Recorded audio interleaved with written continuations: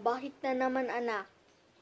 Ma, may arts daw kami bukas. Bilihan muna lang ako sa bayan. Bukas ay mamayang hapon pala ng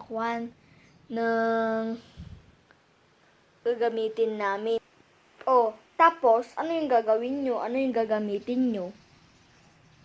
Kung alam ko, ano yung gagamitin nyo? Ano sasabihin mo? Ay, kalimutan pala. Kunma pala. Paper. Band. O siya, bilhin na lang kita mamaya. Ako na lang. Si ate na lang. Sige ate. Bye.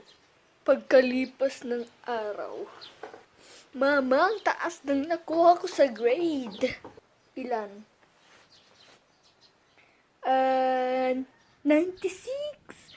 Graduate na ako, guys. Oh my gosh. I'm